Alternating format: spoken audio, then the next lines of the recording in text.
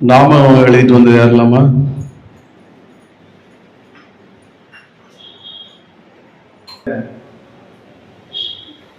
செல்வி கௌசிகா ரவிசெல்வன் வந்து கரெக்டா அதை எழுதி கொண்டு வந்து இன்னைக்கு பரிசு பெறாங்க. அவங்களுக்கு ஒரு அழகான டாப்ஸ் எடுக்க ஒரு பரிசு தொகை. இன்னொன்னு நேரமா இந்த அக்கா தான் வாங்குவாளா, நான் வாங்க மாட்டேனா அப்படின்னு வினிஸ்கா கதிரவன் அவங்க நானும் எழுதிட்டு வந்திருக்கேன்னு சொல்லி அவங்களும் எழுதியிருக்காங்க. அவங்களுக்கும் ஒரு அழகான டாப்ஸ் எடுக்க பகவானுடைய அன்பு பரிசு. இன்னொருத்தங்க நாம் எழுதிட்டு வந்தது வாங்க, நீ எழுதிட்டு வரலையா? சரி, நாமும் எழுதுறதுல உள்ள முக்கியத்துவத்தை நம்ம அமெரிக்க சிறைச்சாலையில் நடந்த ஒரு கதையை சொன்னோம். அதனால நாம எழுதுறது அவ்வளவு முக்கியம்.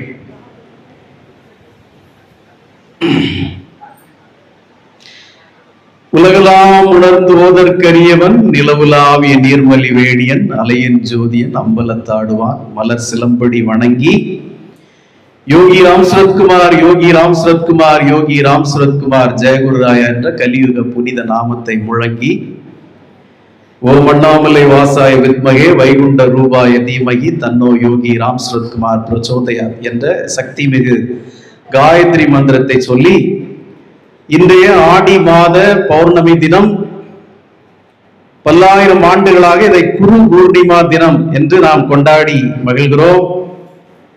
ஆனா யாருக்கும் அது குரு பூர்ணிமான்னா என்ன, இது எப்போ, எதனால, எப்போ தொடங்கிச்சது, எதுவும் நம்மள யாருக்கும் தெரியாதுல்ல.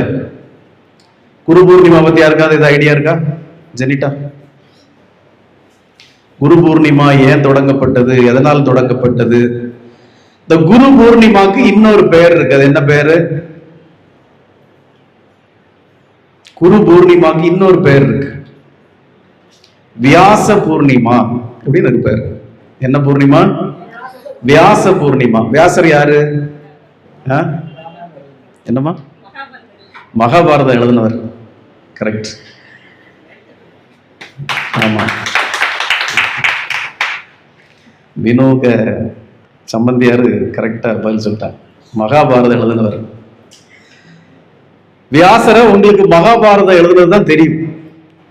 ஆனா வியாசர் எவ்வளவு பெரிய ஒரு அவதார புருஷருங்கிறது நம்மள பல பேருக்கு தெரியாது. நம்மள சில பேர் ஒரு புத்தகம் எழுதினார்களே கையில பிடிக்க முடியாது. அவர் புத்தகங்கள் இருக்கேன், அவர் என்னெல்லாம் எழுதியிருக்காருங்கிறத நம்ம பார்ப்போம்.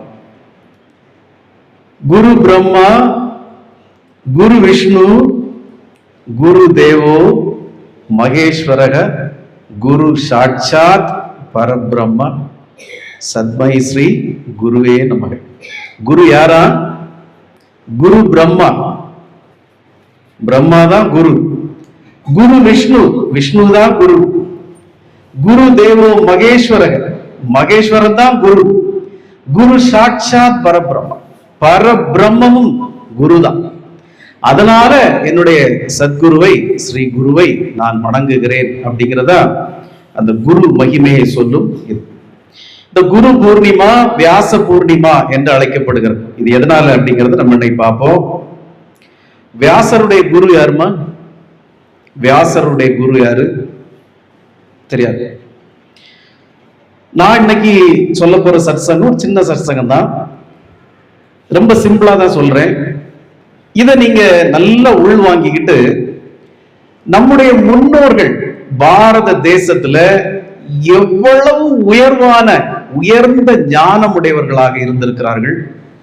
அப்படிப்பட்ட ஒரு வம்சத்துல ஒரு 6000 7000 ஆண்டுகளுக்கு பிறகு வந்த நாம் இன்னைக்கு நம்ம எந்த நிலையில இருக்கிறோங்கிறத நீங்க கம்பேர் பண்ணி பார்க்கணும். தட்ஸ் வேற ஒண்ணுமே. அன்னைக்கு ஒரு 6000 7000 ஆண்டுகளுக்கு முன்னாடி நம்முடைய முன்னோர்கள் எப்படி இருந்தாங்க, இன்னைக்கு ஜஸ்ட் ஒரு 6000 வருஷம் 7000 வருஷத்துக்குள்ள நாம என்ன நிலையில இருக்கிறோங்கிறத நீங்க கம்பேர் பண்ணி பார்க்கணும். வியாச பெருமானுடைய குரு நாரத முனிவர்.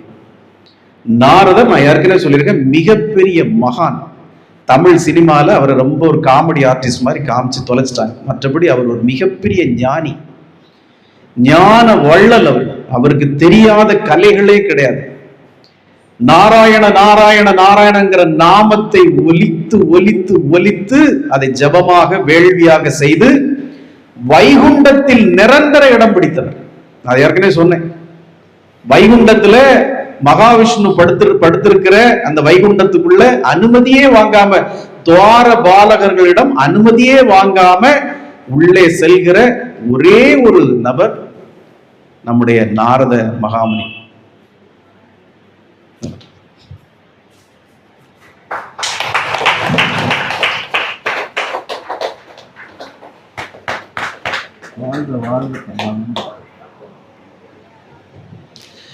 அப்போ இந்த நாரதர் வியாசருடைய குரு. இந்த வியாசர் நாரதரை சந்திக்கிறார், நாரதரை வியாசர் சந்திக்கிறார், அப்படி வச்சுக்கலாம். நம்முடைய பழம்பெரும் பாரத தேசத்திலே 7 புண்ணிய நதிகள் உண்டு என நம்முடைய வேதங்கள் சொல்கிறது. எத்தனை புண்ணிய நதிகள்? 7 புண்ணிய நதிகள் உண்டு. அந்த 7 புண்ணிய நதிகளுடைய பேரு நம்ம ஒரு பாட்டுல கூட படிச்சிருப்போம். கங்கேஷ்ட, யமுனேஷ்ட, கோதாவரி, சரஸ்வதி, நர்மா, சிந்து, காவேரி படிச்சிருக்கோம்ல. கங்கேஷ்ட, யமுனேஷ்ட படிச்சிருக்கோம்ல. 7 புனித நதிகள் நம்முடைய பாரத தேசத்திலே இருந்தது. இந்த 7 புனித நதிகள் ஏன்னா, மனிதர்களுக்கு 2 விதமான உடம்பு இருக்கிறது. எங்க சாமி, எனக்கு ஒரு உடம்பு தானே இருக்கு. என்ன பின்னு, எனக்கு ஒரு உடம்பு தானே இருக்கு.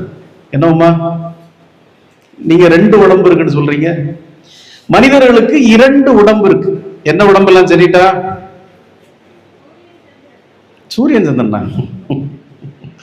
சூப்பர் சூப்பர், எதோட பரவாயில்ல, தைரியமா சொல்லிடுறாரு. மனிதர்களுக்கு 2 உடல், ஒன்று ஸ்தூல உடல், இன்னொன்று சூட்சம உடல். ஸ்தூல உடல், சூட்சம உடல் என 2 உடல்கள் மனிதர்களுக்கு இருக்கிறது. நீங்க வீட்டுல தினமும் குளிச்சா உங்களுடைய ஸ்தூல உடல் சுத்தமாகும். நீங்க வீட்டுல டெய்லி பாத்ரூம்ல குளிக்கிறீங்க. எனக்கு நீச்சல் தெரியாது, எனக்கு நீச்சல் யாராவது பிடிச்சி குளத்துல தண்ணா செத்து போவேன், யாராவது பிடிச்சி கடல்ல தண்ணா செத்து போவேன். ஏன்னா நீச்சல் தெரியாது. சின்ன பிள்ளைல இருந்து வீட்டிலேயே குளிக்கிறது, பாத்ரூம்லயே குளிச்சு எவன் இங்க ஆத்துல போய் குளிச்சான், குளத்துல போய் குளிச்சான், நம்ம நீச்சல் தெரியாது. நீங்கள் தினமும் குளிப்பதாலே உங்களுடைய ஸ்தூல உடல் சுத்தமாகும். நீங்கள் இந்த புண்ணிய நதிகளிலே குளிப்பதாலே உங்களுடைய சூட்சம உடல் புனிதமாகும். இந்த சுத்தம், புனிதம், இந்த 2க்கும் வித்தியாசம் இருக்கு. நீங்கள் வீட்டிலே தினமும் குளிப்பதாலே உங்களுடைய ஸ்தூல உடல் சுத்தமாகும். நீங்கள் புண்ணிய நதிகளிலே குளிப்பதாலே உங்களுடைய சூட்சம உடல் புனிதமாகும். அதுக்குதான் அந்த புண்ணிய நதிகள். அப்போ நம்ம ஏற்கனவே முன்னாடி ஒரு சத்சங்கத்துல சொல்லியிருக்கோம், அந்த நதிகள் எல்லாம் என்னது?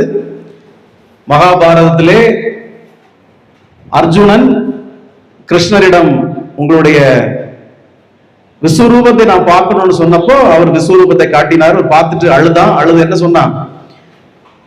இந்த உலகில் உள்ள நதிகளை எல்லாம் உங்கள் நரம்புகளாக பார்த்தேன் அப்படி சொன்னான்ல. யாருக்கு அப்படியே சொன்னானோ? நீங்க சொன்னீங்களோ? அப்படியா? எனக்கு தெரியலையே சாமி, மறந்து போச்சு. உங்கள் நதி இந்த உலகில் உள்ள நதிகளை எல்லாம் உங்கள் நரம்புகளாக பார்த்தேன் அர்ஜுனன் சொன்னான் அந்த விஸ்வரூபத்தில். அப்படி பகவானுடைய நாடி நரம்புகள் தான் இந்த நதிகள், மாபெரும் நதிகள். பாரத தேசத்துல இப்போ சில நதிகள் இல்லை. இந்த 7 நதிகள்ல பாத்தீங்கன்னா, காவேரி நதியில பாதி மாசத்துக்கு மேல தண்ணி கிடையாது. கர்நாடகத்துல இருந்து தண்ணி வராது. அதனால பாதி மாதங்களும் இந்த காவிரி நதி வறண்டு போய் கிடக்கும். இது போக சிந்து நதி பாகிஸ்தானுக்கு போயிடுச்சு. இந்த உலகத்திலே எவ்வளவு விவரமா ஒரு நாட்டை பிரிச்சிருக்கான் பாரு. நாட்டை பிரிக்கணும்னு முடிவு பண்ணியாச்சு. அவன் எப்படியாவது இருந்துட்டு போறவன், அப்புறம் ஒருத்தன் இருக்கிறவன், மிச்சம் இருக்கிறவன் நிம்மதியா இருக்க விடக்கூடாதுங்கிறது அவனுடைய டார்கெட்டு. அப்போ ஒரு மாற்று மதத்துக்கு மாறினவனை தூண்டி விட்டு நாட்டை பிரிக்கணும்னு முடிவு பண்ணியாச்சு. நாட்டை பிரிக்கணும். எப்படி பிரிக்கிறான் பாரு, எவ்வளவு விவரம் சாரி பாரு.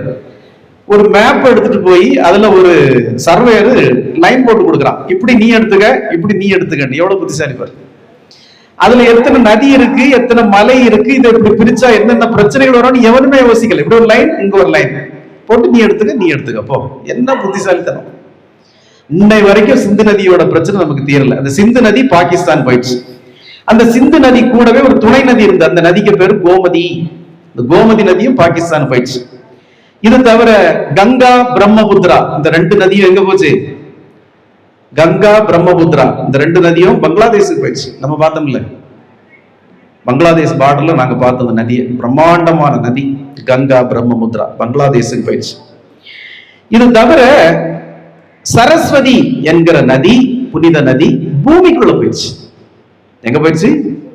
பூமிக்குள்ள போயிடுச்சு. இந்த பாழும் கலியர்கள் முன்பே நான் தோன்ற மாட்டேன் என்று கோபித்துக் கொண்டு இந்த சரஸ்வதி நதி பூமிக்குள்ளே போயிடுச்சு. இந்த பத்ரிநாத்னு ஒரு இடம் இருக்கு, நிறைய பேர் போயிருப்பீங்க. பத்ரிநாத்துக்கு யாராவது போயிருக்கீங்களா? கை தூக்குங்க. பத்ரிநாத்துக்கு நீங்க போனது இல்லையாமா? பத்ரிநாத்துக்கு உங்களதான் போனது இல்லையா? பின்னாடி போனது இல்லையா? ஐயோ, பத்ரிநாத்ல மானாதாவ் என்கிற ஒரு கிராமத்துல அந்த சரஸ்வதி நதி பூமிக்குள்ள போறதை நம்ம பார்க்கலாம். பத்ரிநாத்ல மானாதாவ்ங்கிற ஒரு கிராமத்துல அந்த சரஸ்வதி நதி பூமிக்குள்ள போறதை நம்ம பார்க்கலாம். அந்த இடத்துல ஒரு சிறிய தோன்றி அப்படி பூமிக்குள்ள போயிடும் இந்த சரஸ்வதி நதி. இந்த சரஸ்வதி நதிக்கரையில நாரதர் வியாசரை சந்திக்கிறார். வியாசர் அந்த நேரத்துல பயங்கர குழப்பத்தில் இருக்கிறார். பயங்கரமான குழப்பமான ஒரு மனநிலையில வியாசர் இருக்கிறார்.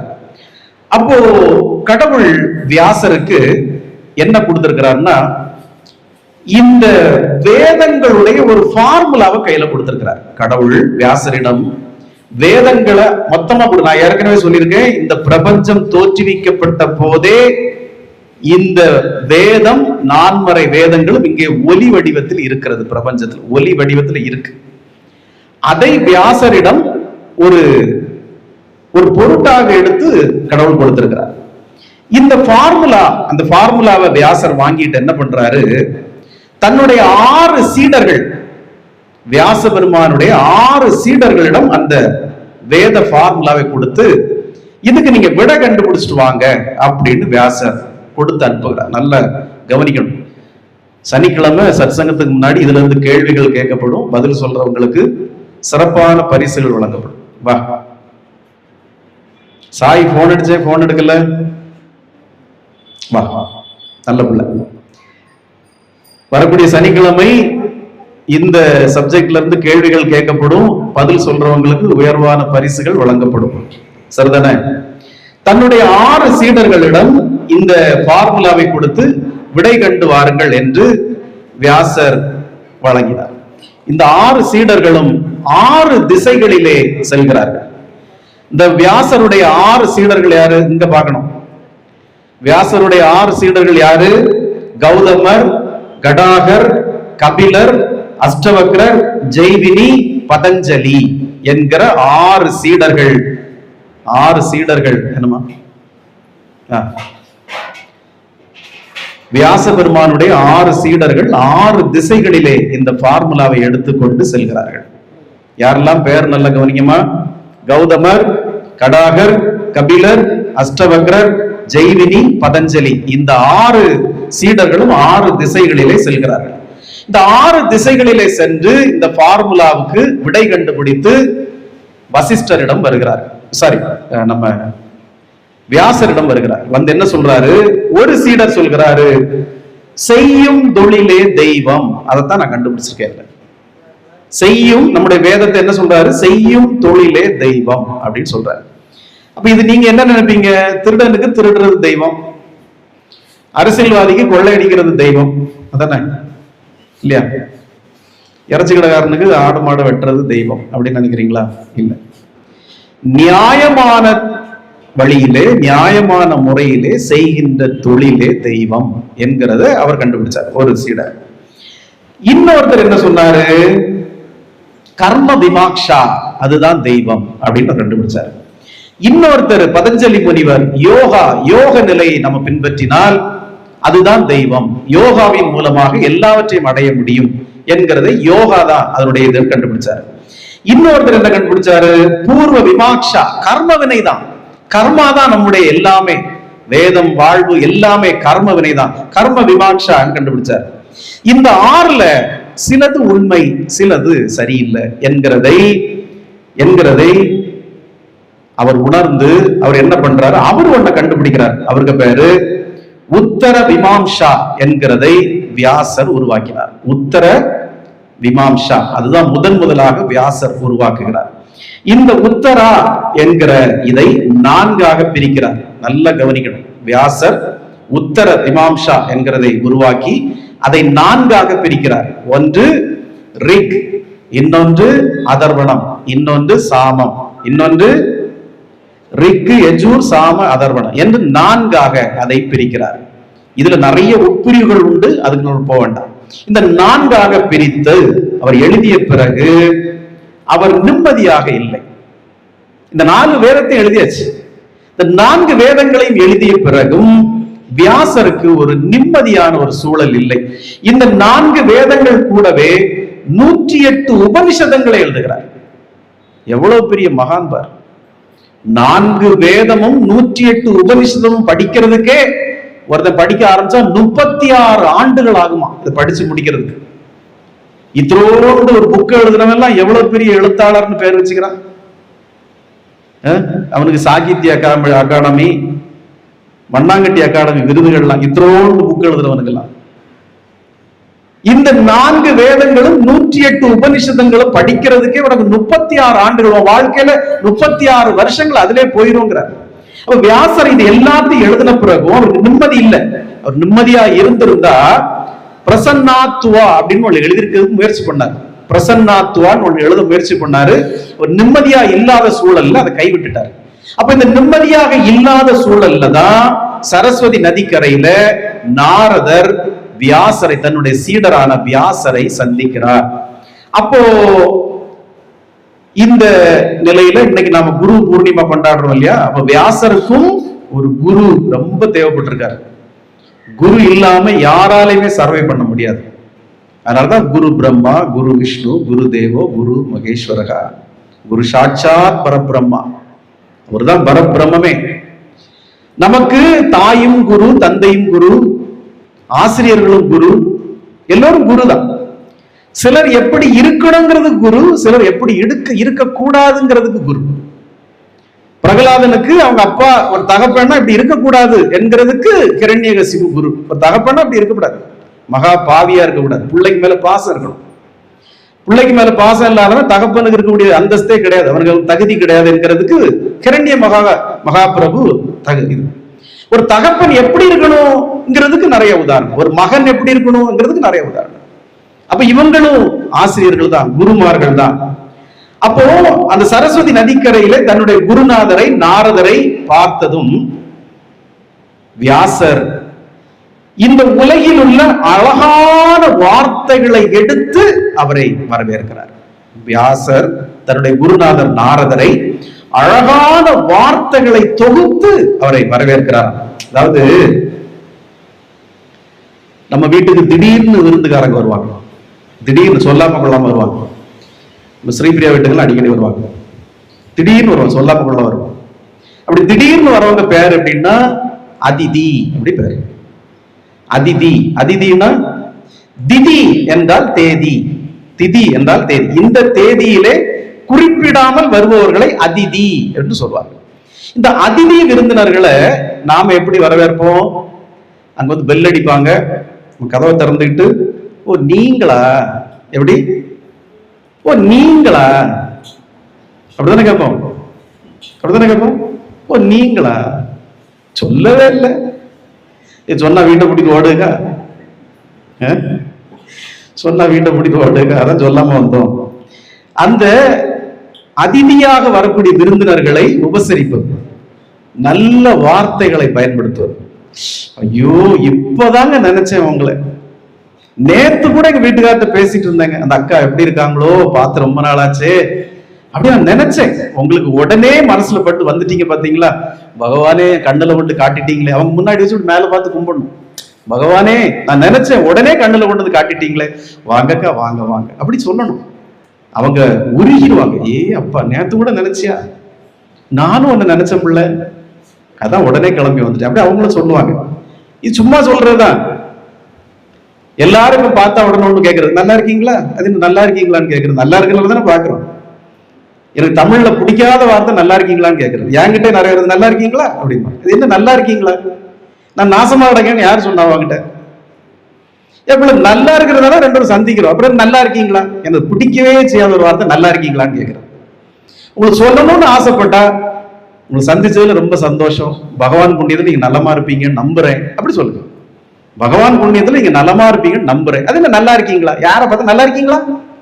இப்ப நாசமா போயிட்டேன்னா இப்ப என்ன செய்ய போற? நல்லா இல்லைன்னா இப்ப என்ன செய்ய போற? நீ ஒன்னும் செய்ய போறல, அப்புறம் நல்லா இருக்கீங்களான்னு கேட்கறது. நான் நல்லா இல்லைன்னு சொன்னா அவனுக்கு சந்தோஷம், அதுக்குதான் கேட்கறது. நல்லா இருக்கியா? நல்லா இல்லை. ஓ அப்படியா, நான் நினைச்ச மாதிரியே இருக்கான்ப்பா, சந்தோஷம். இப்படி கேட்கவே கூடாது. அப்போ இந்த அதிதி அவர்களை, தேதி குறிப்பிடாமல் வரும் விருந்தினர்களை நாம சிறப்பான வார்த்தைகளை சொல்லி வரவேற்பதன் மூலம் தேவர்களை நீங்கள் வரவேற்பதற்கு சமமா. அதிதி தேவோ பவ, அதிதி தேவோ பவ, எதிர்பாராத விருந்தினர்களை வரவேற்பது, இனிமையான வார்த்தைகளை சொல்லி வரவேற்பது. அந்த அதிதி தேவோ பவ. எப்ப வந்தாலும் சாப்பிடுறீங்களா அப்படி கேட்க கூடாது. சாப்பிட்டா வந்தீங்க அப்படி கேட்க கூடாது. இப்ப நாமளும் படிச்சுட்டோம், இல்லைங்க இப்பதாங்க டீ குடிச்சிட்டு வந்தோம்.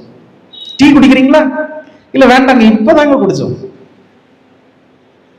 டீ குடிங்க, சாப்பிட்டுட்டு போங்க, சாப்பிட்டு போங்க. அந்த காலத்துல நான் எங்க மாமி வீடு, சித்தி வீடு எங்க போனாலும் ஒரு முட்டை ஆம்லேட் போடுவாங்க. உடனே மருமகன் வந்திருக்காப்புல ஒரு முட்டை ஆம்லேட் போடு, அதுதான் சிறப்பு விருந்து. அன்னைக்கு மீன் கறி எப்படியும் இருக்கும் வீட்டுல, ஒரு மீன் குழம்பு ஒரு முட்டை ஆம்லேட் போட்ட அது ஸ்பெஷல் டே லஞ்ச். அப்போ அந்த காலத்துல அப்படி இருந்தாங்க. இப்ப நாரதர் டக்குன்னு வந்துட்டார் வியாசர் முன்னாடி. அப்போ வியாசர் நாரதருக்கு தண்ட நமஸ்காரம் பண்ணுகிறார். தண்ட நமஸ்காரம்னா வேதத்துல என்ன சொல்லுதுன்னா, ஒரு தடியை தூக்கி கீழே போட்டா எப்படி கிடக்கும்? ஒரு தடியை தூக்கி கீழே போடும், ஒரு குச்சியை தூக்கி கீழே போட்டா எப்படி விழுந்து கிடக்கும்ல. அந்த தண்ட நமஸ்காரம் செய்கிறார் வியாசர் நாரதரிடம். நாரதர் சொன்னார், என்ன வியாசரே, ஏன் துன்பத்தில் இருக்கிறீங்க? ஏன் மகிழ்ச்சி இல்லாம இருக்கிறீங்க? ஏன் கவலையா இருக்கிறீங்க அப்படின்னு கேட்டார். வியாசர் சொன்னார், குருநாதா, நான் இறைவன் எனக்கு தந்த ஃபார்முலாவை வைத்து, என்னுடைய சீடர்களை வைத்து அதை மிகுந்த ஆராய்ச்சி செய்து, 6 திசைகளிலும் நான் ஆராய்ச்சி செய்து, அதை 4 வேதங்களாக பிரித்து 108 உபனிஷதங்களாக பிரித்து நான் எழுதிவிட்டேன். ஆனாலும் எனக்கு ஏதோ அதில் ஒரு மிகப்பெரிய குறை இருப்பதாக எனது மனது சங்கடப்படுகிறது, துன்பப்படுகிறது. எனக்கு அது ஒரு நிறைவு இல்லை. I am not satisfied about this. எனக்கு அது திருப்தி இல்லை, சந்தோஷம் இல்லை. What happened? நாரதர் கேட்கிறார், என்னாச்சு? என்னன்னு தெரியல குரு, நீங்க தான் சொல்லணும். அப்ப நாரதர் சொல்கிறார், வியாசரே, நீர் இறைவன் உமக்கு அளித்த இந்த வேத ஃபார்முலாவை பயன்படுத்தி நீர் அழகாக 4 மறை வேதங்களை எழுதியிருக்கிறீர், 108 உபனிஷதங்களை எழுதியிருக்கிறீர், எல்லாம் சிறப்பு. ஆனா இதுல எங்கேயாவது கடவுள் யார் என்பதை பற்றி எழுதியிருக்கிறீரா? எழுதவே. கடவுள் யார், அவர் எப்படி இருப்பார், அவருடைய அழகு என்ன, அந்தஸ்து என்ன, அவருடைய லீலைகள் என்ன, அவருடைய பரிக்கிராமங்கள் என்ன, எங்கேயாவது எழுதியிருக்கிறீங்களா? எழுதலையே. இத்தனை எழுதிய நீங்கள் கடவுளை பற்றி எழுதாது விட்டால், கடவுளை பற்றினா 4 வேதங்களும் நாம் இறைவனை அடைவதற்கு உண்டான வழிகளை தான் காட்டுது. நல்லா புரிஞ்சுக்கணும். 4 வேதங்களும் 108 உபனிஷதங்களும் நாம் இறைவனை எப்படி அடைவது, இறைவனை எப்படி தொழுவது, இறைவன் எப்படி சங்கல்பம் பண்ணுவது என்கிறதை சொல்லுகிறதே ஒழிய இறைவன் யார், அவனுடைய லீலைகள் என்ன, அவனுடைய மகோத்மம் என்ன என்பது எதிலுமே சொல்லல. இதை நாரதர் சுட்டி காட்டுகிறார். வியாசரை, எங்கேயாவது நீர் கடவுள் யார், அவருடைய லீலைகள் என்ன, அவருடைய அழகு என்ன, அவருடைய வடிவம் என்ன, அவருடைய லீலைகள் எங்கேயாவது எழுதலையே, அதுதான் குறை அப்படிங்கிறார். அப்போ வியாசர் சொல்கிறார், குருவை, நான் இது எப்படி தொடங்குவது, எப்படி எழுதுவது? அப்போ நாரதர் சொல்கிறார், வேதத்தில் நீ எந்த வார்த்தையை முதலாவது வைத்து தொடங்கினாயோ அந்த வார்த்தையே வைத்து தொடங்கு, கடவுள் உன்னை நடத்தி கொண்டு போவார். அப்ப வேதத்தில் அவர் சொன்னது அகாதோ பிரம்ம ஜின்யாசா என்கிற முதல் வாக்கியத்தை எடுத்து வியாசர் மீண்டும் எழுத தொடங்குகிறார். அப்படி வியாசர் கடவுள் யார், அவருடைய லீலைகள் என்ன, கடவுள் எப்படிப்பட்டவர் என்பதை பற்றி 5வதாக இல்ல நீங்க 108 உபனிஷதங்களை சேர்த்துக்கிட்டா 6வதாக எழுதியதுதான் ஸ்ரீமத் பாகவதம் என்கிற நூல். புரியுதா? ஸ்ரீமத் பாகவதம் என்கிற நூல் முழுக்க முழுக்க முழுக்க முழுக்க இறைவனை, இறைவனுடைய சங்கல்பத்தை, கடவுளை, கடவுளுடைய எண்ணங்களை, கடவுளுடைய ஆற்றலை, கடவுளுடைய எல்லாம் கடவுளை பற்றியே எழுதியது. ஸ்ரீமத் பாகவதத்தை அவர் எழுதுகிறார். இப்போ இந்த பாகவதம் எழுதியாச்சு. நான் தான் சொன்னேன், ஒரு எழுத்தாளர் ஒரு சின்ன புத்தகம் எழுதுனதுக்கே பெரிய பெரிய பட்டங்கள்லாம் கொடுக்குறாங்க. இவர் எப்படிலாம் எழுதுறாரு? 4 வேதங்களை எழுதுகிறார், 108 உபனிஷதங்களை எழுதுகிறார், இறைவனை பற்றி ஸ்ரீமத் பாகவதம் எழுதுகிறார். நல்லா காலையில 9 மணிக்கு தொடங்கி மத்தியானம் 1 மணிக்கு லஞ்ச் பிரேக் விட்டு மீண்டும் 2 மணிக்கு தொடங்கி சாயங்காலம் 5 மணி வரைக்கும் ஸ்ரீமத் பாகவதம் வகுப்பு உபன்யாசம் நடத்தினால், குறைந்தபட்சம் வேகமாக நடத்தினா 7 நாள் எடுக்கணும் ஸ்ரீமத் பாகவதம்.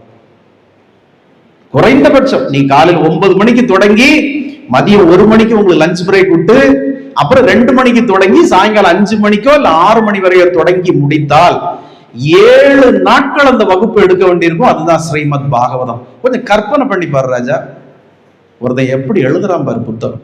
இவ்வளவும் இப்ப மாதிரி செல்லுல டைப் பண்றதா, இல்ல சிஸ்டத்துல டைப் பண்றதா, இல்ல நோட்ல எழுதுறதா? எல்லாம் எழுத்தாணி வச்சு ஓலையில எழுதணும். எனக்கு ஜாதகமே ஓலையில தான் வச்சிருக்கு. எனக்கு ஜாதகமும் 1970களில் அதை ஓலை சுவடியில் தான் எழுதி வச்சிருக்கு. அதை எழுதி எவ்வளவு எழுதணும் பாரு. அப்ப இந்த ஸ்ரீமத் பாகவதத்தை எழுதி முடிச்ச பிறகு மீண்டும் வியாசர் நினைக்கிறார், எப்பா இந்த ஸ்ரீமத் பாகவதத்தை 7 நாள் உபன்யாசம் பண்ண பாதி பிள்ளைகளும் தூங்கிரும்பியா, பாதி பிள்ளைகளும் தூங்கிரும், உறங்குறல்ல ராஜா, உறக்க வருது இல்ல. அவனுக்கு அண்ணன் ஒரு நாள் வந்தான், நான் பேசுறத விட பயந்து ஓடிட்டான். அப்ப ஸ்ரீமத் பாகவதத்தால இந்த குழந்தைங்க எல்லாம் தூங்கிடுவாங்க, வான்மதிய மாதிரி அப்பப்போ உறங்கிடுவாங்க, அவங்களுக்கு இது இன்ட்ரெஸ்டா இருக்காது. அப்படிங்கிறதுனால இந்த பஞ்ச வேதாகமத்தோடு சேர்த்து, இந்த வேதாகமம் இதெல்லாம் நம்ம வார்த்தைகளுங்க, வெளிநாட்டுல இருந்து திருட வந்த ஒரு கும்பல் இப்ப அந்த வார்த்தையெல்லாம் அவங்க வச்சுக்கிட்டு இருக்கிறாங்க. வேதாகமம், ஜபம், கர்த்தர்லாம் நம்ம சாமியை நம்ம சொன்னது, கர்த்தாதி கர்த்தர், வேதாகமம். இப்ப அவங்க பேரு வேதாகமமா, இப்ப நம்ம வச்சிருக்கிறது என்னது? சரோஜா புக்கா? என்ன கொடுமை! இந்த பஞ்ச வேதாகமங்களோடு சேர்த்து வியாசர் சுவையாக நடந்த கதைகளை சேர்த்து ஒரு புத்தகம் எழுதுகிறார். நல்ல கவனி. 4 வேதங்கள் எழுதிட்டாரு, 108 உபனிஷதங்கள் எழுதிட்டாரு. அதுக்கப்புறம் இதை பற்றி, கடவுளை பற்றி எழுதலையேன்னு சொல்லி ஸ்ரீமத் பாகவதத்தை எழுதுறாரு. இவ்வளவு எழுதின பிறகும் இந்த ஜனங்க இதுல தூங்கிடுவாங்களோ? உங்களுக்கு வேண்ட இந்த மனுஷன் என்ன பாடுபட்டிருக்கான் பாரு.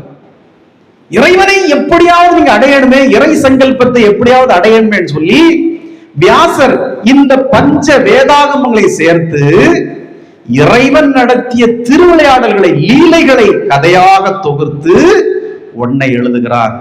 அது பஞ்ச வேதம். அதுக்கு பேர் பஞ்சாகம வேதம். 5வது வேதம். அதுக்கு பேர் என்ன தெரியுமா? பாப்பா சொல்லுச்சுல்ல, மகாபாரதம். மகாபாரதத்தை வியாசர் எழுதுகிறார். இந்த மகாபாரதத்தை நம்ம உபன்யாசம் பண்ணா யாரும் தூங்க மாட்டாங்க. அவ்வளவு சஸ்பென்ஸா இருக்கும் அந்த கதைகள், அவ்வளவு சஸ்பென்ஸா இருக்கும் கதைகள். அப்போ வியாசர் எப்படி உங்களை ஆட்கொள்ள, இறைவனை ஆட்கொள்ள உங்களை எப்படியெல்லாம் கதைகள் எழுதுறார்கள். இந்த வேதங்களை ஏன் எழுதணும்? இவ்வளவு பெரிய வேதங்களை, 4 வேதங்களை 36 வருஷம் படிக்கிற அளவுக்கு ஏன் எழுதணும்? இப்போ ஒரு ஊர்ல ஒரு வீட்டுல திருட்டு போயிட்டு ஒரு கோட்டார் போலீஸ் ஸ்டேஷனுக்கு போன் பண்ணா அங்கிருந்து யார் வருவா? ஒரு 1-2 எஸ்ஐ, ஒரு இன்ஸ்பெக்டர் வருவாங்க. வந்து நம்ம கிட்ட எல்லாம் என்ன பண்ணுவாங்க? ஏகப்பட்ட என்கொயரி பண்ணுவாங்க. எங்க போனீங்க? வீட்டை பூட்டிட்டு போனீங்களா? போகலையா? உங்க வீட்டுக்கு வேற யாரெல்லாம் வருவா போவா? சிசிடிவி கேமரா வேலை செய்தா? வேற யாராவது உங்களுக்கு எதிரிகள் இருக்காங்களா? இப்படி நிறைய என்கொயரி பண்ணுவாங்க. எதுக்கு? உண்மையை, நிஜத்தை கண்டுபிடிக்க, நிஜத்தை கண்டுபிடிக்க இன்ஸ்பெக்டர் ஏகப்பட்ட என்கொயரி உங்ககிட்ட பண்ணுவார். இதே போலதான் ஆதி மூலமான இந்த பிரபஞ்சம் முழுக்க வடிவமே இல்லாமல் நிறைந்திருக்கக்கூடிய இறைவனை நீ கண்டறிய இந்த வேதங்கள் உனக்கு த்ரில்லர் மூவிஸ் மாதிரி உனக்கு அதை உணர்த்து. நீ கண்டுபிடிக்கணும், உள்ள போய் போய் போய் போய் போய் கண்டுபிடிக்கணும். இந்த தேடல்கள் கேள்விகளால் உருவாக்கப்பட்டவிதான் நம்முடைய வேதங்கள். நீ மற்ற மதங்கள்ல ஒவ்வொரு புத்தகம் வச்சிருக்கானே, உன்னோட தூக்கி தூக்கி தலையிட மாதிரி தூக்கி திரியிறாங்களே, அந்த மாதிரி புத்தகங்கள்ல ராஜா நம்ம கிட்ட இருக்கிறது. நம்ம வச்சிருக்கிற சனாதன தர்மத்துல நாம வச்சிருக்கிற புத்தகங்கள்லாம் மற்ற மதத்துக்காரன் வச்சிருக்க மாதிரி உள்ள புத்தகம் இல்லை. இங்க எல்லாமே கேள்வி கேட்டு பதில் சொல்லி, சந்தேகங்களை கேட்டு பதில் சொல்லி, எல்லாமே நம்ம லேப்ல டெஸ்ட் வச்சு எழுதுற மாதிரி, லேப்ல டெஸ்ட் வச்சு நடத்தி எப்படி நம்ம ரிப்போர்ட் எழுதுவோமோ அதே போலதான் நம்முடைய வேதங்கள் புராணங்கள் எல்லாம் எழுதிருக்கு. புரியுதா உனக்கு? இப்ப கீதை எப்படி எழுதப்பட்டது? சும்மா எழுதுனதா? இது பைபிள் மாதிரி அவர் சொன்னார், இத்தனாவது அதிகாரத்தில் இத்தனாவது வசனத்தில் அவர் சொன்னார். அவர் சொன்னதை யாருப்பா கண்டா? யாருக்கு யார் சொன்னார்? கீதை அர்ஜுனன் கேள்விகள் கேட்க கிருஷ்ணர் பதில் சொன்னார். நல்லா புரிஞ்சுக்க. நம்முடைய நூல்கள் எல்லாமே சந்தேகத்துக்கு மேல சந்தேகம் கேட்கிறது கடவுள்கிட்ட.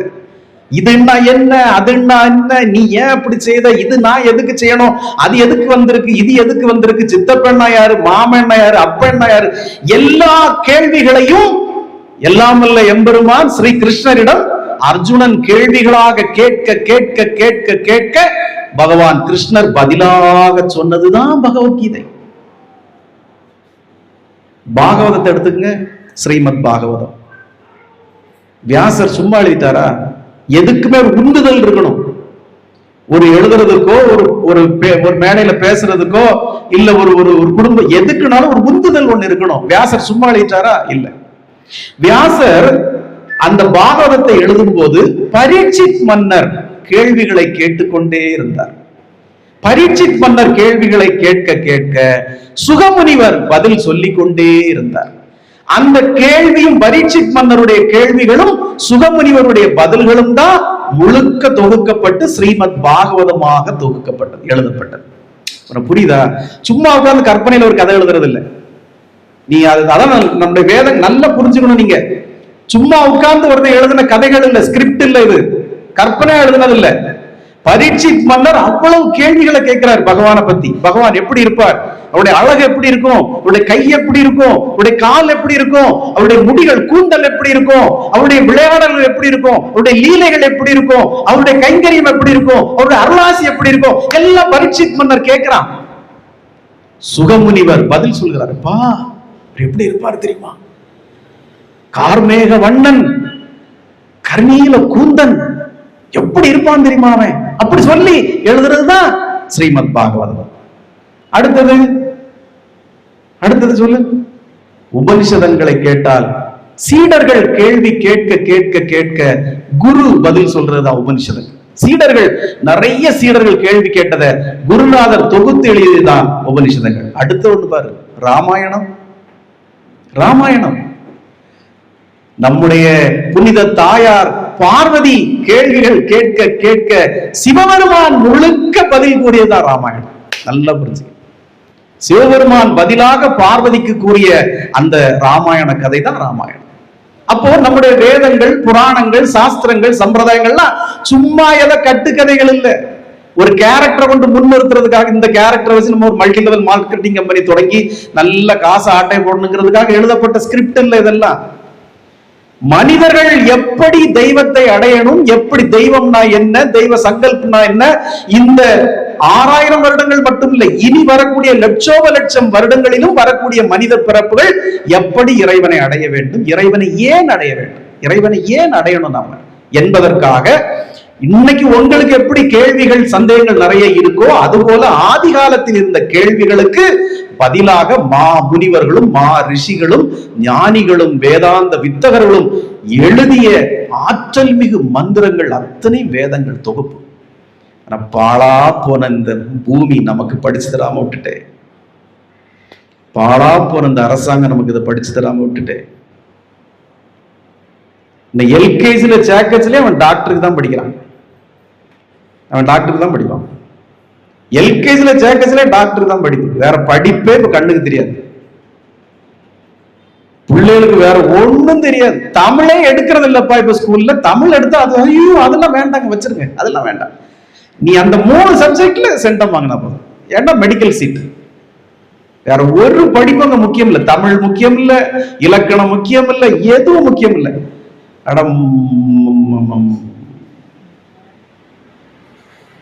வாயில மண்ணள்ளி போடுறது. நீங்க எல்லாம் நல்லா இருப்பீங்களாடா? ஒவ்வொரு சிறைச்சாலையிலையும் போய் மகாபாரதத்தை ராமாயணத்தின் போய் ஒவ்வொரு ஆசிரமங்களது கிளாஸ் எடுக்கிறாங்கடா, வகுப்பா எடுக்கிறாங்க. நான் இப்ப முதல்ல ஒரு கதை சொன்னேன்.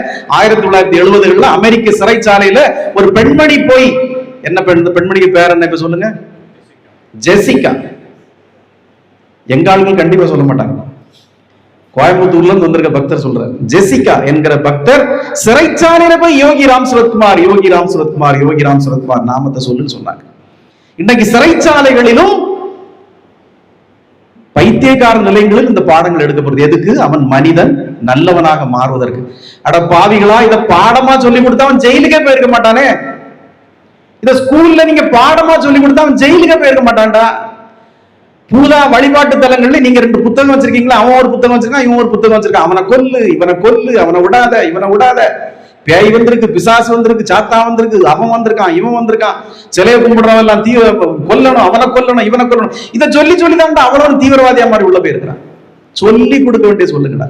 ராமாயணத்தையும் மகாபாரதத்தையும் வேதங்களையும் பள்ளிக்கூடத்துல இருந்தே நீ சொல்லி கொடுத்தா ஒரு பேர் ஜெயிலுக்கு போக மாட்டானே, ஒரு பேர் ஜெயிலுக்கு போக மாட்டானே. அப்புறம் ஜெயிலுக்குள்ள போய் இருக்கிறவன் நீங்க சொல்லி கொடுத்துட்டு இருக்கிற எதுக்கு? இது அவசியமா? அப்ப எங்க கற்றுக் கொடுக்கணுமோ அங்க கற்றுக் கொடுக்கறது இல்ல, எங்க கற்றுக் கொடுக்கணும் அங்க கற்றுக் கொடுக்கறது இல்ல. அப்ப ஏன் இந்த வேதங்களும் உபனிஷதங்களும் இவ்வளவு சாஸ்திரங்களும் சம்பிரதாயங்களும் ஏன் எழுதிருக்கு தெரியுமா? நீங்க நினைப்பீங்கல்ல, ஏன் சாமி அத சிம்பிளா கடவுள்னா இப்படி இருப்பாருப்பா, கடவுளை நீங்க இந்த ரூட்ல போனா அடையலான்னு ஒரு லைன்ல சொல்ல வேண்டியதானே. அதை எதுக்கு இம்பூட்டு புத்தகம் எழுதி இம்பூட்டு எழுதி இதை படிக்க வச்சு அதை படிக்க வச்சு 36 வருஷம் அதை படிக்கணுமா? அப்புறம் ராமாயணம் மகாபாரதம் 7 நாள் கிளாஸா? வேற வேலை சொல்லிட்டு அது சிம்பிளா சொல்லிட்டு போக வேண்டியதானே, சொல்லிட்டு போக வேண்டியதானே. தங்கம் இருக்குல்ல, கோல்டு, அது உங்க வீட்டு கதவை தட்டுமா? ஹலோ, கதவு தரங்க, நான் தங்கம் வந்திருக்கேன் அப்படின்னு தட்டுமா? தட்ட. நீங்க ஒரு முத்து எடுக்கணும்னா கடல்ல மூழ்கணும். முத்து கடல்ல மேல மிதக்காது, நீ அள்ளிட்டு போக மக்கான். அது கடல்ல ஆழத்துல இருக்கும், நீங்க மூழ்கிதான் முத்து எடுக்கணும். குடிக்க தண்ணி வேணும்னா நீங்க பூமியை தோண்டணும், ஆழத்துலதான் தண்ணி இருக்கும். வைரம் எடுக்கணும்னா நீங்க மண்ணை தோண்டணும். ஆப்பிரிக்கால ஒரு மனிதர்களால் செயற்கையாக தோண்டப்பட்ட ஒரு பாதாளம் இருக்கு. அந்த பாதாளம் உலகத்திலே மனிதர்களால் செயற்கையாக தோண்டப்பட்ட மிகப்பெரிய பாதாளம். அப்படி இயற்கையில இருக்கு, ஆனா செயற்கையில மனிதனாக தோண்டப்பட்ட மிகப்பெரிய ஒரு பாதாளம் இருக்கு. உள்ள உழுறவே உள்ளவர்கள் குதிச்சான்னு வை, 1 மாசம் கழிச்சுதான் கிளவி சேருவான். அவ்வளவு பாதாளமா இருக்கு. அது வைரம் எடுப்பதற்காக அந்த மக்கள் தோண்டியது, வைரம் எடுப்பதற்காக அந்த மக்கள் தோண்டியது. அப்போ நாம குடிக்கிற தண்ணி, நாம குடிக்கிற நம்ம போட்டிருக்கிற தங்கம், வைரம் எல்லாமே நாம தேடி தேடி தேடி போனால்தான் அதனுடைய அருமை கிடைக்கும். இது இன்னும் புரியலையா? உமாக்கு புரியல? என்ன புரியுது? இது இன்னும் புரியணும்னா சீரடி சாய்பாபா இருக்காருல்ல, சீரடி சாய்பாபா தெரியுமா? தெரியுமில்ல? அந்த சீரடி சாய்பாபா ஒரு பக்தர் போய் ரொம்ப அழுறாரு, சாமி எப்படியேனும் நான் ஞானத்தை அடையணும், வாழ்க்கையில துன்பம் தாங்கல சாமி, வாழ்க்கையில துன்பம் தாங்கல, எனக்கு ஞானத்தை அருளுங்கள் சுவாமி, ஞானத்தை அருளுங்கள். எனக்கு ஞானம் அடைந்து விட்டால் இந்த உலகியல் துன்பம் ஒரு துளி கூட என்னை தாக்காது சுவாமி, ஒரு துளி கூட என்னை தாக்காது. இந்த ஞானம் கடுகளவே இல்லாது நான் படுகிற பாடு சொல்லி மாளாது.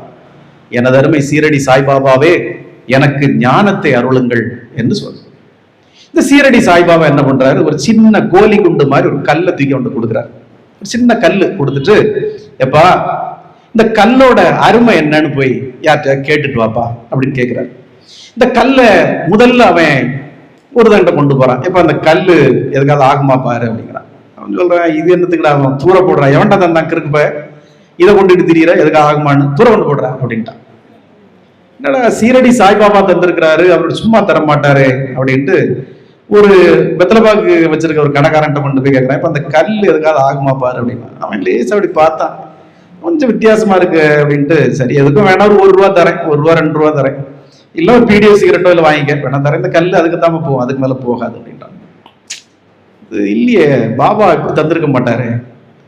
வேற ஒருத்தன்ட்ட போறான், அவன்கிட்ட போறோன்னு அவன் சொல்றான் கொஞ்சம் வித்தியாசமா இருக்குது, என்ன அளவுன்னு தெரியல, வேணா ஒரு 5 ரூபா தர வேணா தந்துட்டு போ அப்படிங்கிறான். இப்படியே போய் போய் போய் ஒரு வைரம் வைடூரியம் எல்லாம் விற்கிற ஒரு ஆள்கிட்ட போய் இப்ப அந்த கல் எதுக்காவது ஆகுமா பாரு அப்படின்னா, அந்த வைர வியாபாரி சொன்னா, இது எங்க இருந்து உனக்கு கிடைச்சது, யார் தந்தா, யார் தந்தாங்கெல்லாம் இருக்கட்டும், இந்த கல் எதுக்காவது ஆகுமா, இதுக்கு மதிப்பு என்ன சொல்லு. அந்த நகைக்கடைக்காரன் சொன்னா, இந்த கல்லுக்கு மதிப்பு என்னால சொல்லவே முடியாது. இந்த கல்லு, இந்த வைரம், இது வைரம், பட்டை தீட்டாத வைரம், இதுக்கு மதிப்பு நான் வைக்கவே முடியாது, அவ்வளவு சிறப்பு வாய்ந்த கல்லு அப்படின்னு. அந்த கல்லை வாங்கிட்டு போய் திருப்பி அதே பக்தை சீரடி சாய்பாபாட்ட கொடுத்து, சாமி நீங்க தந்தீங்க, ஒருத்தன் இது ஒண்ணுக்கு ஆகாதுன்னா, ஒருத்தன் 5 ரூபான்னா, ஒருத்தன் பீடி சிகரெட்டுன்னா, ஆனா ஒருத்தன் இதுக்கு விலை மதிப்பே இல்லை, விலை மதிப்பே நான் வைக்க முடியாதுன்னு சொன்னா, நாங்க வச்சுக்கிங்கன்ட்டான் சீரடி சாய்பாபாட்ட. நீங்களே வச்சுங்க சாமி, இவ்வளவுதான் இதுக்கு மேட்டர் அப்படின்ட்டான். இப்ப சீரடி சாய்பாபா சொன்னார், நீ ஞானத்திற்கு தகுதியானவன். நம்மளா இருந்தா என்ன பண்ணிருப்போம், விலை மதிப்பே இல்லையா, ஒரு 5 கோடி ரூபாய் கூடியா நான் அப்படி போயிடுறேன், வடசேரி பஸ் ஸ்டாண்ட பிடிச்சி பஸ்ஸை பிடிச்சி அப்படியே போயிடுறேன், சீரடி சாய்பாபா வந்தா வருதான் கிடைக்கட்டும், ஒரு 5 கோடி ரூபாய் கொடு வாங்கிட்டு பறந்துருப்போம். அவன் சாமி நீங்க கேட்டீங்க, இப்படி இப்படி சொன்னானுங்க, ஒருத்தன் சொன்னா விலை மதிப்பே இல்லைன்னா அப்படி வச்சுக்க, நீயே வச்சுக்க அப்படின்ட்டான். அப்ப சாய்பாபா சொன்னார், நீ ஞானத்திற்கு தகுதியானவன். இந்த உலகத்துல எந்த ஒரு மாயையும் உன்னை ஈர்க்கலையோ, நீ தகுதியானவன், ஞானத்திற்கு தகுதியானவன். அப்ப இந்த வேதங்கள் நமக்கு தந்திருப்பது நீங்கள் இறைவனை அடைவதற்கு, இறைவனை அடைவதற்கு, எங்கனமேலும் இறைவனை அடைவதற்கு. இத்தனை வேதங்கள், இத்தனை உபனிஷதங்கள், இத்தனை சாஸ்திரங்கள், இத்தனை சம்பிரதாயங்கள், இத்தனை புராணங்கள் நமக்கு தந்திருப்பது. அன்பானவர்களே, இந்த குரு பூர்ணிமா தினத்திலே நாம் ஏன் அதை வியாச பூர்ணிமா என்று சொல்கிறோம் என்றால், இப்போ உங்களுக்கு ஓரளவு விளங்கியிருக்கும்னு நினைக்கிறேன். இந்த வியாசர் மட்டும் இத்தனை சிரத்தை எடுத்து இத்தனை நூல்களை நமக்கு எழுதியிருக்காவிட்டால், நம்முடைய சனாதனம் என்கிற ஒரு மிகப்பெரிய பொக்கிஷம், ஒரு பல்கலைக்கழகம் இன்று உலகத்திற்கு தெரியாமலே போயிருக்கும்.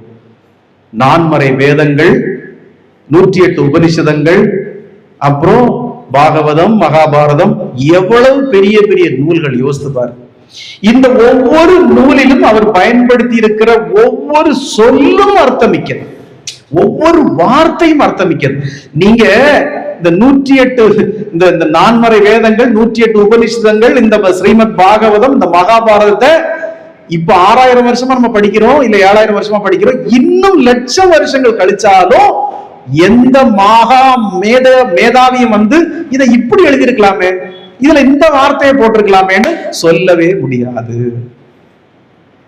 எவனும் வந்து இதுல குற்றம் கண்டுபிடிக்க முடியாது, இதை இப்படி எழுதியிருக்கலாமே, ஏன் இப்படி எழுதினாரு, இது தப்பா இல்ல இருக்கு, எவனும் சொல்ல முடியாது. அப்போ அவன் எவ்வளவு பெரிய ஞானியா இருந்திருப்பான், அவன் எவ்வளவு பெரிய ஞானஸ்தனா இருந்திருப்பான். எத்தனை புத்தகங்களை நமக்கு எழுதி வழங்கிய அந்த வியாசர் பெருமான் நாரத முனிவருடைய சிஷ்யன். முதலாக நாரதர் வந்து அவருடைய துன்பத்திற்கு விடை கொடுத்து, நீ கடவுளை பற்றி எழுதினால்தான் முழு இன்பம் அடைய முடியும், கடவுளுடைய லீலைகளை பற்றி எழுதினால்தான் நீ முழு மகிழ்ச்சி அடைய முடியும் என்று வழிகாட்டிய மகான் நாரதர். அதன் வழியிலே வந்த வியாசர் அவருடைய சிஷ்யர், அவருக்கு கீழாக வந்த 6 சிஷ்யர்கள் ஏற்கனவே சொல்லிட்டேன். அப்ப இப்படி குருவுக்கு சிஷ்யர்களாக, குருவுக்கு சிஷ்யர்களாக, குருவுக்கு சிஷ்யர்களாக வந்த பரம்பரை தான் நாம். நாமளும் நிச்சயமா ஏதோ ஒரு குருவுக்கு சிஷ்யர்களா இருந்திருக்கணும். ஆனா இந்த பாழா போன இந்த உலகத்துல நம்முடைய குடும்பம், நம்ம பிறந்த குடும்பம் அப்படி, நம்மளை பெற்ற தாய் தகப்பன் அப்படி, நமக்கு ஒரு ஞானம் இல்லாம முட்டாளா வளர்த்து மூடர்களாக உருவாக்கி இந்த உலகத்துக்கோ குடும்பத்துக்கோ வீட்டுக்கோ 10 காசு பிரயோஜனம் இல்லாம உருவாக்கி வச்சிருக்கிறோம் நாம. அப்ப இதை போன்ற ஆசிரமங்கள் தான் உங்களுக்கு நீங்க யாரு என்பதை விளக்குமே ஒழிய ஆலயங்கள் விளக்காது. எந்த ஆலயத்துக்கு போனாலும் ஒரு விபூதி தருவாங்க, பூசிட்டு உங்க பாட்டு வீட்டுக்கு போக வேண்டியதான். ஆசிரமங்களுக்கு வரும்போதுதான் அண்ணன் சொன்ன மாதிரி நீங்கள் யார், எந்த வம்சம், எதன் வழி வந்தவர்கள், நாம் ஏன் இந்த நிலையில் இருக்கிறோம், இனி எதை அடைய வேண்டும், எதை அடையாததால் நாம் இந்த இழிநிலையில் இருக்கிறோம் என்பதை நீங்கள் உணர்ந்து கொள்ள வேண்டும். இதற்காகத்தான் நாம பாடாப்பட்டு நேத்து போய் ஐயா எப்படியாவது ஸ்ரீமத் பாகவதம் ஒரு 7 நாள் எங்க ஆசிரமத்துல நீங்க வகுப்பு எடுக்கணும்னு சொல்லி ஒரு பெரியவர்கிட்ட பேசணும். அவரு இல்லைங்க அதெல்லாம் சரியா வராதுங்க அப்படின்னு சொல்லி, சரி ஒரு நாள் வாங்க முதல்ல எங்க ஆசிரமத்திற்கு, ஒரு நாள் வந்து எங்க ஜனங்களை பாருங்க, எவ்வளவு அழகா இருப்பாங்க தெரியுமா, தேஜஸா இருப்பாங்க. நீங்க அப்படியே ஒரு நாள் கிளாஸ் எடுக்கச்சுல அப்படி முகமெல்லாம் அப்படி அன்று மலர்ந்த தாமரையா இருப்பாங்க எங்க பக்தர்கள்லாம். ஒரு நாள் வந்தீங்கன்னா அடுத்தது எப்ப பாகவதம் எடுக்கணும்னு கேட்பீங்க. பாகவதம் கிளாஸ் முடிஞ்ச உடனே குருஜி அடுத்தது எப்போ மகாபாரதம் கிளாஸ் எடுக்கணும்னு கேட்பீங்க. யாரும் தூங்க மாட்டாங்க வான்மதியை தவிர, வேற எல்லாரும் முழிச்சிருந்து அந்த பாகவதத்தை அழகா கேட்பாங்க. நீங்க வந்து பாருங்க எங்க ஆசிரமத்துக்கு சொல்லியிருக்கேன். செப்டம்பர் 10ஆம் தேதி அவர் நம்முடைய ஆசிரமத்திலே உரையாற்ற இருக்கிறார். மறந்து விடாதீர்கள், செப்டம்பர் 10ஆம் தேதி. நல்ல பேச்சாளர், அலைகடலென திரண்டு வந்திருந்து அந்த உன்னத பேச்சாளரின் பேச்சை கேளுங்கள். செப்டம்பர் 10ஆம் தேதி அமாவாசை தினம். நாம வழக்கம் போல 3:30 மணிக்கு நம்முடைய வழக்கமான பூஜைகள் எல்லாம் முடித்து கொண்டு ஒரு 6 மணிக்கு நாம அப்படி டீயை சாப்பிட்டு அப்படி உட்கார்ந்தோம்னா தலைவர் அப்படி வந்து ஒரு மணி நேரம் உரை ஆற்றிட்டு போவார். அன்னைக்கு நீங்க எப்படி ரெஸ்பாண்ட் பண்றீங்க அதை பொறுத்து அடுத்தது ஸ்ரீமத் பாகவதம். என்னை பொறுத்தவரை ஸ்ரீமத்